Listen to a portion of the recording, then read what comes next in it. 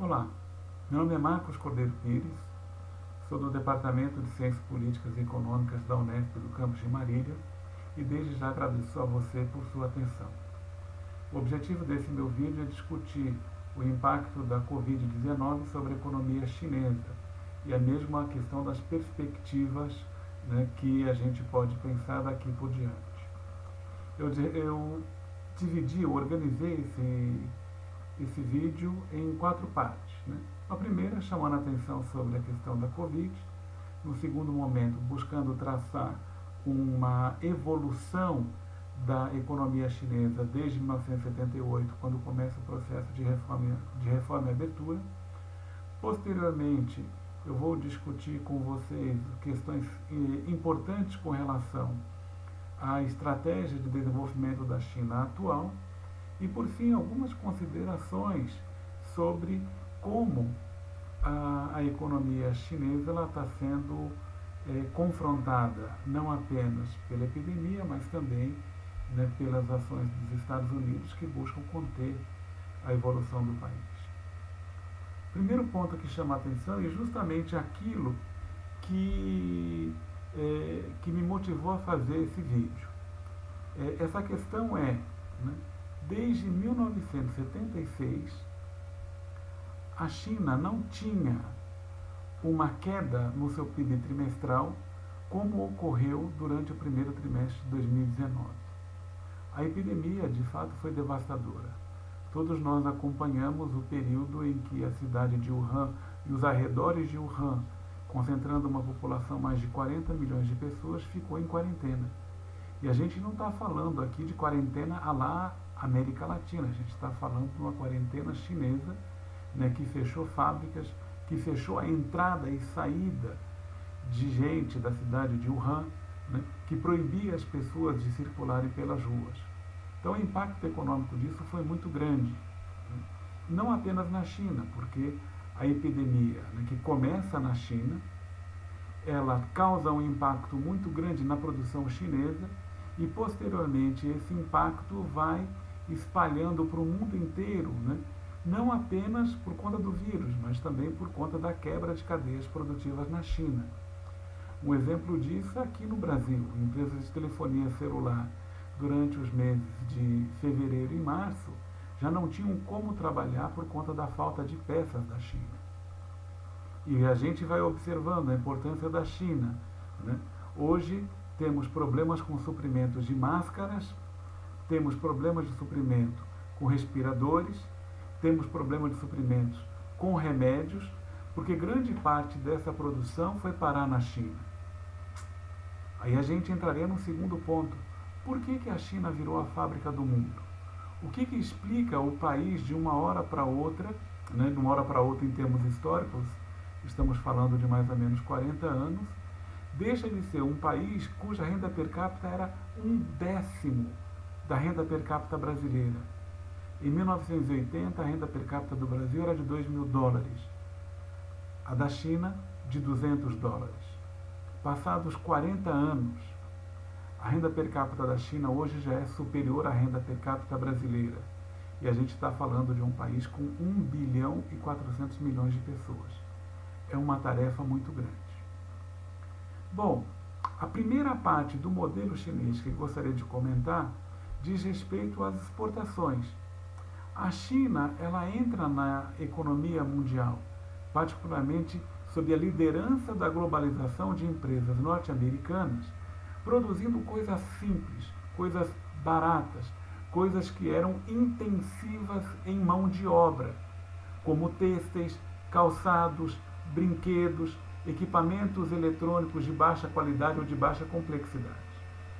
Gradativamente, esse modelo de exportação da China vai permitindo que o país vá subindo na agregação de valor. No primeiro momento, montando um produto. No segundo momento, construindo determinadas peças e determinados módulos. Num terceiro momento, montando todo o produto e desenvolvendo dentro do país os modelos, os protótipos que passam a fazer parte do padrão de consumo mundial. A gente pode tomar como exemplo os equipamentos ou os dispositivos da Apple. O dispositivo da Apple ele é fundamentalmente feito, né, ou montado na China por uma empresa chamada Foxconn. Essa empresa é que garante a qualidade dos produtos da Apple. Porém, as peças, os componentes de um telefone da Apple, elas vêm de diversos países e de centenas de empresas diferentes. Grande parte disso é feito na China, outra parte nos Estados Unidos, outra parte na Alemanha, no Japão, na Coreia do Sul, em Singapura, na Malásia. Ou seja, a China centralizou a produção de equipamentos como, por exemplo, um iPhone da Apple. Mas aí entra uma questão que até 2008, né, a prioridade da China era exportar, adquirir tecnologia, aprender as técnicas de gerenciamento, aprender técnicas de marketing, né, e fundamentalmente pegar as divisas estrangeiras para investir cada vez mais em ciência, tecnologia e educação dentro do país. Mas em 2008, a China ela tinha um problema. Um iPhone cujo valor final de produção na China era de $180, o valor que ficava agregado na China era de apenas $7. Aí você fala, $7 de 180. Mas esse produto ele é vendido nos Estados Unidos por 500, 600 ou até $1.000. Agora, o que sobrou para a China? Sobrou para a China, tudo bem, o emprego de uma enorme massa, né, que até então ganhava salário baixo. Ficou um impacto ambiental muito grande. Ficou também um aumento da desigualdade social na China muito grande. Mas isso aí é uma parte colateral do desenvolvimento econômico. Porque, com absoluta certeza, com o nível de renda que a China tem hoje, ela tem capacidade de dar pulos maiores. Bom, esse modelo acaba com a crise de 2008. Por quê? Porque a globalização e o comércio internacional, que crescia bastante naquele período, a partir de 2008 ele começa a entrar em refluxo. O que faz a China no período de 2009 até 2013? Investe pesadamente em infraestrutura, construção civil, habitação, né, e fundamentalmente numa enorme malha de trem de alta velocidade. Para se ter uma ideia, a primeira vez que eu fui para a China, em 2007, não existia 1 quilômetro de trem de alta velocidade na China. Hoje a China tem 25 mil quilômetros de linhas de alta velocidade. E que faz, por exemplo, uma distância entre Belém do Pará e Porto Alegre, que é a distância entre o norte da China e o sul da China, Guangzhou ou Pequim, né, ser feita em trem em 9 horas. É uma façanha muito grande para o país. Mas isso teve um efeito colateral porque ampliou em muito a infraestrutura. E em 2013 a China tinha um dilema: mais de 1 bilhão de metros quadrados construídos sem compradores. Ou seja, né, 1 bilhão de metros quadrados construídos vazios, às moscas. Então, a partir desse momento, a China muda a sua política. E ela não vai buscar apenas a quantidade, ela não vai buscar apenas o comércio internacional, mas a partir daí ela se volta, né, para o desenvolvimento do mercado interno, que leva a aumentos substanciais nos salários dos chineses, que hoje o trabalhador industrial da China ganha bem mais do que um trabalhador brasileiro, argentino, mexicano, ou até mesmo na periferia do euro, como um grego, um irlandês, ou um português. Então eles voltam, né, para esse novo tipo de política, né, que envolve o quê? O desenvolvimento do mercado interno, a criação de marcas na China, a internacionalização de empresas na China e, fundamentalmente, o desenvolvimento de tecnologia dentro da China. Em 2015, a China lançou um programa chamado Made in China 2025. E o que previa esse plano? Né? O desenvolvimento de setores chaves, né, para uma nova economia, para uma economia baseada na inovação, para uma economia baseada no desenvolvimento limpo, para uma economia baseada no próprio consumo interno.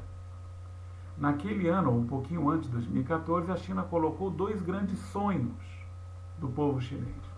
O primeiro, em 2021, se transformar num país moderadamente próspero, né, que seria no nível da Espanha.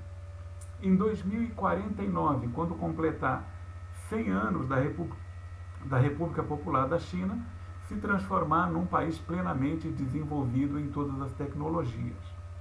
Então, o plano do Made in China 2025, ele pressupunha investimentos, né, em setores como inteligência artificial, internet de quinta geração, automóveis autônomos, automóveis elétricos, equipamentos médicos de última geração, equipamentos, desenvolvimento do setor de biotecnologia, de biomedicina. E são setores que são muito importantes, né, para o desenvolvimento da nova tecnologia. E que para nós brasileiros é uma tristeza, porque a gente vê que nós estamos completamente fora dessa situação. O que é interessante, né? Que muito da guerra comercial que os americanos começam em março de 1918, os principais pontos, né, em que os americanos criam barreiras para a economia chinesa é justamente os pontos, as prioridades do projeto Made in China 2025. Agora, a China, ela tem coisas que são interessantes, né, e que pela primeira vez ela tem criado um grande desconforto na elite norte-americana. Talvez a última vez que isso tenha ocorrido foi em 1958, quando a União Soviética colocou o satélite Sputnik em órbita. Naquele momento, aparentemente, a tecnologia da União Soviética suplantaria a economia norte-americana, ou a tecnologia norte-americana, melhor dizendo, né? E o que significa isso hoje, esse momento Sputnik, que podemos chamar? A China hoje ela começa a liderar em inteligência artificial. Ela é líder inconteste em tecnologia de internet de quinta geração. A internet de quinta geração, mais inteligência artificial, vai propiciar uma revolução completa na maneira de produzir. Ela vai propiciar, por exemplo, a integração de diversos dispositivos dentro de uma cidade. Ela vai viabilizar a automação de automóveis, a automação de máquinas e equipamentos agrícolas, a automação do processo produtivo. A disponibilidade e a velocidade da internet são essenciais para o salto tecnológico que, inevitavelmente, irá ocorrer nos próximos 3, 4, 5 anos, quando o padrão de internet de 5G já vai estar estabelecido. É justamente por isso que a China hoje ela está enfrentando uma enorme resistência dos Estados Unidos, que não apenas, por exemplo, pressiona o governo brasileiro para que nós não utilizemos a tecnologia da empresa Huawei no sistema de internet de 5G no Brasil, ou no mundo. A China ela se confronta com uma ameaça norte-americana de proibir a exportação de chip. E aí entra um dado importante. A China gasta hoje muito mais com a importação de chips do que com a importação de matéria-prima como petróleo.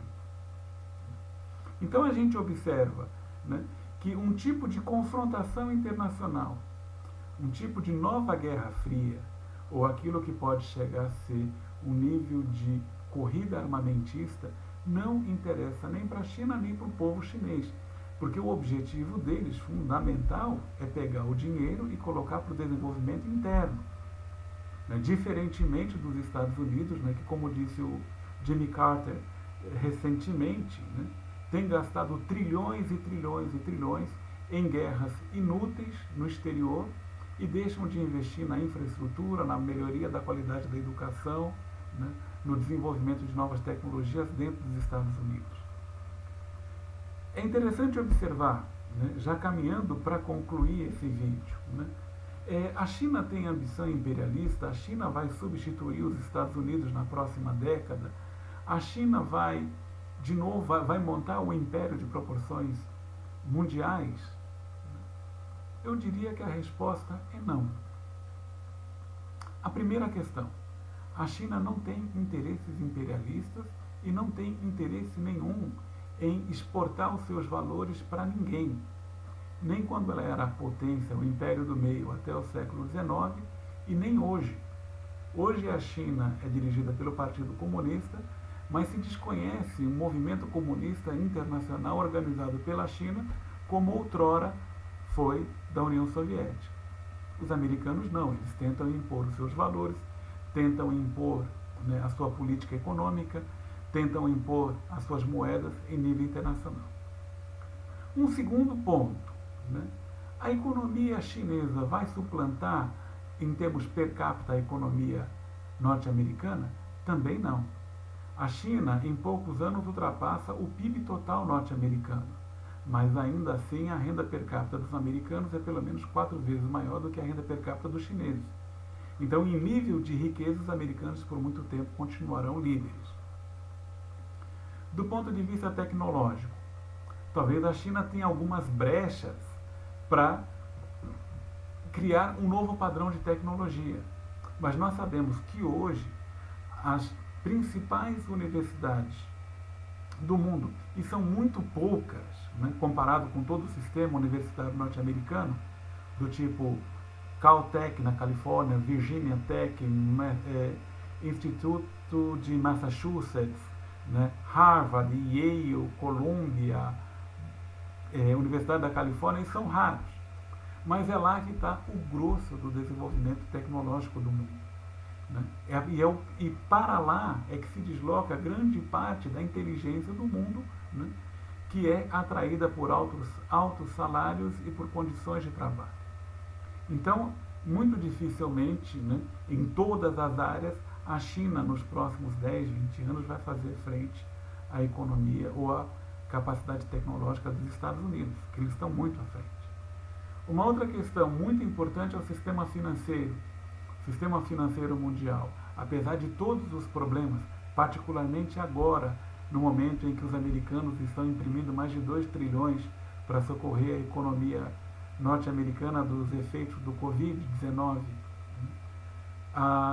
nós vamos ter uma grande inflação em dólar, mas o dólar continua sendo a grande moeda do mundo.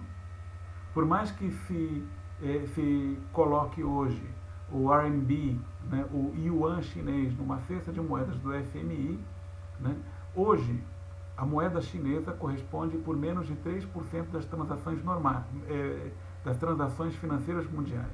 Os Estados Unidos, eles estão numa proporção de mais ou menos entre 45% e 50% de todas as transações. Em seguida vem o euro e as demais moedas. Então esse é um ponto importante. O sistema financeiro do mundo é ancorado no dólar norte-americano. Eles têm o privilégio de imprimir o poder de compra no mundo. Um terceiro ponto, né, que a gente deveria considerar, a cultura. A cultura norte-americana se espalha por todos os cantos. Os americanos, se a gente entrar, descrever um aluno chinês, sul-coreano, sul-africano, brasileiro ou norte-americano, pela sua roupa, pelo telefone celular, talvez a gente possa se confundir, porque todo mundo vai estar usando calça jeans, moletom, talvez um iPhone ou um smartphone norte-americano. O inglês é a língua franca do mundo. Os filmes de Hollywood, né, o padrão estético norte-americano, tudo isso continua, né, continua valendo, e é difícil você imaginar uma cultura sinocêntrica em nível mundial. E o terceiro ponto, que é para concluir, é justamente a questão do poderio militar. Né? Por mais que se pinte uma ameaça chinesa, né, essa ameaça chinesa, ela nem de longe, né, chega a confrontar com o poderio militar norte-americano. O orçamento militar norte-americano equivale à soma dos 10 orçamentos seguidos. Então coloca Estados Unidos, China, Rússia, Grã-Bretanha, França, Itália, Arábia Saudita, Brasil, Coreia do Sul, tal, para chegar ao orçamento militar norte-americano. Ou para chegar às 800 bases militares norte-americanas espalhadas pelo mundo. É muito poder. Né? E se eu pudesse vaticinar alguma coisa, esse poder acumulado, ele não vai acabar por nenhuma força externa. mas vai acabar por por uma corrupção ou com uma corrosão interna, como acontece em todos os impérios, né, da humanidade. Então agradeço muito a atenção de vocês e espero ter contribuído para o debate. Um grande abraço e até outra oportunidade.